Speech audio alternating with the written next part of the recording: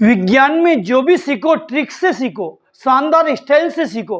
Trick से सीखने का एक फायदा यह है कि हम चाहे तो भी परीक्षा में भूल नहीं पाते। तो देखिए आज के सभी प्रश्न ट्रिक से। पहला प्रश्न, निकट दृष्टि दोष के निवारण के लिए किस लेंस का उपयोग किया जाता है? बहुत इंपॉर्टेंट प्रश्न है साहब, पिछले साल ही पेपर में आया। निकट दृष्टि दोष के निवारण के लिए किस लेंस का उपयोग किया जाता है? अब निकट में कितने अक्षर है? 3, एक अपनी तरफ से जोड़ दो तो 3 के कितने हो जाएंगे? 4। तो अवतल लेंस में अवतल में कितने अक्षर? 4। दो प्रकार के लेंस होते हैं, उत्तल लेंस और अवतल लेंस। तो निकट में 3 अक्षर है तो जो लेंस होगा उसमें 4 अक्षर होंगे। लेंस तो कॉमन शब्द है। अवतल अवतल 4। तो निकट दृष्टि दोष के निवारण के लिए अवतल लेंस का उपयोग किया जाता है। कैसे याद रहेगा? निकट के अक्षर गिन लेना, उसमें 1 बढ़ा देना, अपने आप ही लेंस का नाम 4 अक्षर वाला होगा, अवतल लेंस। दूसरा प्रश्न इसी प्रकार का ही, दूरदृष्टि दोष के निवारण के लिए किस लेंस का उपयोग किया जाता है? अब दूरदृष्टि दोष में मेन शब्द है दूर। दूर में कितने अक्षर? 2। अब उत्तल लेंस में 3 अक्षर, एक जोड़ना तो ही है। पहले वाले में हमने 1 जोड़ा तो इसमें भी 1 जोड़ो। 2 में 1 जोड़ा कितना? 3। तो 3 अक्षर वाला लेंस कौन सा? उत्तल लेंस। तो दूरदृष्टि दोष के निवारण के लिए उत्तल लेंस का उपयोग किया जाता है। तीसरा प्रश्न, इसके नाम में इसका आंसर है। पित्त रस किस अंग में एकत्रित किया जाता है? पित्ताशय में।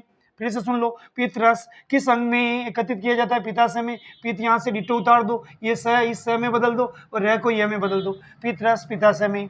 2 प्रबल अम्लों के नाम, ये प्रश्न हर साल आता है। तो ये पहला है HCl हाइड्रोक्लोरिक अम्ल, दूसरा है H2SO4 सल्फ्यूरिक अम्ल। अब इन दोनों की विशेषता क्या? दोनों में H ही से, अकेला H। 2 प्रबल क्षारों के नाम, NaOH sodium hydroxide, KOH potassium hydroxide. इसकी विशेषता क्या? इनमें OH होगा। क्षार में साथ में OH होता है पीछे और इसमें आगे H होता है। अम्ल में आगे H और क्षार में पीछे OH।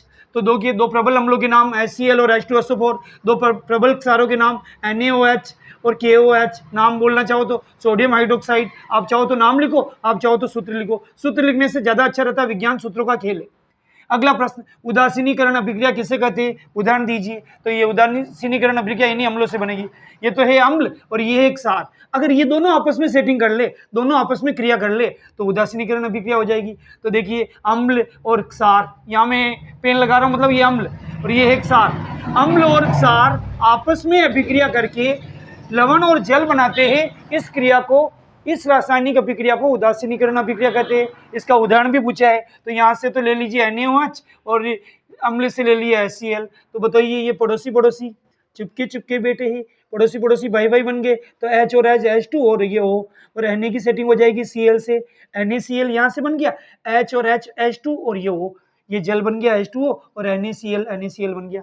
तो वापिस परिभाषा सुनो, अम्ल तथा क्षार, ये अम्ल HCl, ये क्षार है। अम्ल क्षार आपस में क्रिया करके लवण तथा जल बनाते हैं, ये लवण और ये जल, इसे कहते हैं उदासीनीकरण अभिक्रिया। इसका उदाहरण आपके सामने है। मिल्क ऑफ मैग्नीशिया की pH का मान, ये तो सबको याद होता है लेकिन फिर भी इसकी ट्रिक बता देते। आधे अक्षर को भी गिनना, 1 2 3 4 5 6 7 8 9 10। आधे क को भी गिना, आधे ल को भी गिना, सब अक्षर को गिन लीजिए, ये 10 है। तो मिल्क ऑफ मैग्नीशिया की pH का मान कितना हो गया? 10। सब अक्षर को गिनना, जैसे मैडम आधा नंबर भी देती है सर, आधा नंबर 9.5 आते हैं तो 10 में होते, ऐसे ही इसमें आधा अक्षर भी गिना जा रहा है। सब अक्षर को गिन लीजिए, pH का मान कितना हो जाएगा? 10। अगला प्रश्न, रेटिना पर वस्तु का प्रतिबिंब कैसा बनता है?